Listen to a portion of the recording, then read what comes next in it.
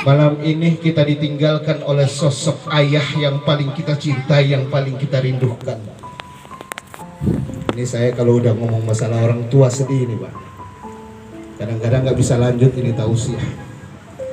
Kita ditinggalkan seorang ayah yang paling kita cintai.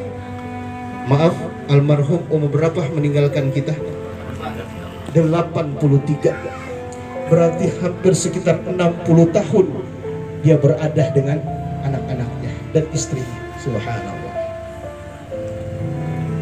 Dia telah pergi meninggalkan kita untuk selama-lamanya pada 7 hari yang lalu. Dan di saat dia pergi meninggalkan kita, kita sudah tidak akan pernah lagi mendengar, melihat tawahnya. Sudah tidak akan pernah lagi melihat, mendengar ucapannya, panggilan kesedihannya yang mungkin selama ini saat dia masih sehat tidak pernah kita hiraukan. Dok, kinin dok. Pernah nggak begitu? Anak-anaknya coba. Baheni, Rina, Rini, Mas Fatur. Le.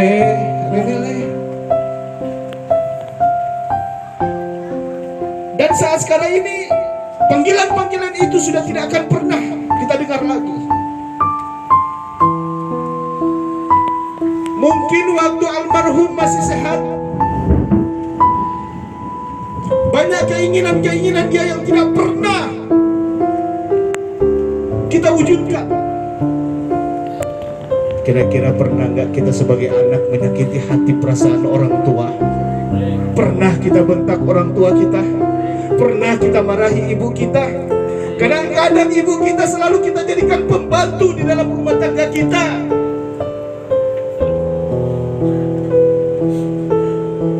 Dia yang melahirkan kita, dia yang merawat kita, membesarkan kita. Di saat dia sakit, dia menginginkan kehadiran anak-anaknya. Bapak sakit, jenguk. Gak ada yang mau jenguk. Dan begitu dia meninggalkan kita, panggilan-panggilan itu sudah tidak ada lagi. Apalagi sampai di saat dia meninggal, anak belum sampai minta maaf atas segala dosa serta kesalahan yang pernah dia lakukan. Dan itu dihukumi oleh Rasulullah SAW, anak yang durhaka kepada orang tua. Kata Rasulullah SAW, salasatul la yanzurullahu ilaihim yaumal qiyamah wa la yuzakkihim wa lahum adzabun adzim. Ada 3 golongan, kata Rasul, yang di hari kiamat nanti 3 golongan ini tidak akan pernah dilihat oleh Allah. Kalau tidak dilihat oleh Allah berarti tidak dipanggil oleh Allah. Kalau tidak dipanggil berarti tidak mendapatkan pertolongan dari Allah.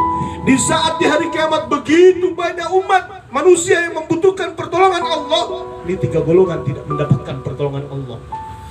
Wala yuzakkihim, dan dia tidak akan disucikan dari dosa. Walahum adzabun adzim, dan dia akan disiksa di dalam neraka. Siapa golongan itu? Yang pertama, al-aqu liwalidayhi, anak yang durhaka kepada kedua orang tua. Kita mungkin tidak tahu kesedihan yang dirasakan orang tua kita, karena mungkin sikap dan tingkah laku kita kepadanya. Ya Pak ya, nih Bapak Ibu, kalau lagi nangis, pernah nggak dia ngomong saya nangis karena sakit hati sama anak saya? Pernah nggak?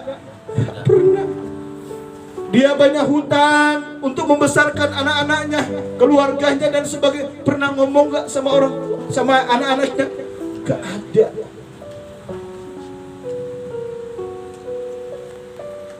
Dan kalau sampai tidak minta maaf di akhir semua kesalahan yang pernah kita berbuat, dihukumi durhaka kepada orang tua itu. Astaghfirullahaladzim. Mau ngapain lagi? Membahagiakan orang tua, dia sudah meninggal. Membelikan dia rumah, dia sudah meninggal. Sudah tidak dibutuhkan lagi itu. Astaghfirullahaladzim. Astagfirullah. Golongan yang kedua, wal mudminu alal khamri, orang yang selalu membiasakan minum minuman arak. Sebelum Islam kerjaannya mabok, begitu masuk Islam masih mabok juga. Sebelum hijrah kerjaannya judi, mabok.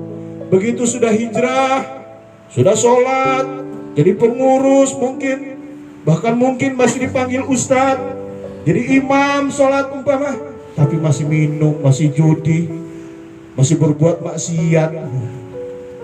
Orang-orang seperti ini tidak akan mendapatkan pertolongan dari Allah. Dan yang terakhir, wal mananu bima'atoh, tidak bisa dilihat oleh Allah, tidak akan mendapatkan pertolongan Allah, adalah orang-orang yang selalu mengungkit-ungkit sesuatu yang telah pernah dia berikan, apalagi sampai punya jasa. Ini masjid kalau bukan gua nggak jadi nih. Loh ya, Masjid Al-Muhajirin kalau bukan gua nggak jadi. Itu mungkin semua amalan yang dia kerjakan tidak diterima. Terakhir sebagai pesan, Bapak Ibu, berbicara masalah kematian.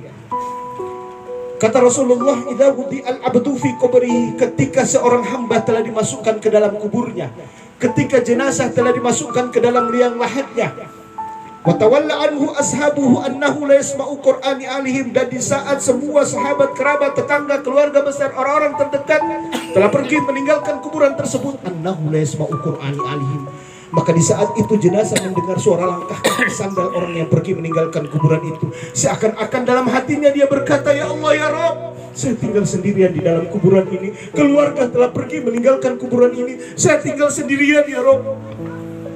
Dalam waktu yang bersamaan, atahu malakani, datang dua malaikat, malaikat mungkar dan malaikat nakir. Wa yuqidanihi fa yaqulani lahum ma kunta taqulu fi hadzal rajul Muhammadin sallallahu alaihi wasallam. Datang dua malaikat, jenazah ini dibangunkan, Pak. Jadi begitu yang ngantar pulang, datang dua malaikat, jenazah dibangunkan, didudukkan, terus terjadi komunikasi antara malaikat dan jenazah tersebut.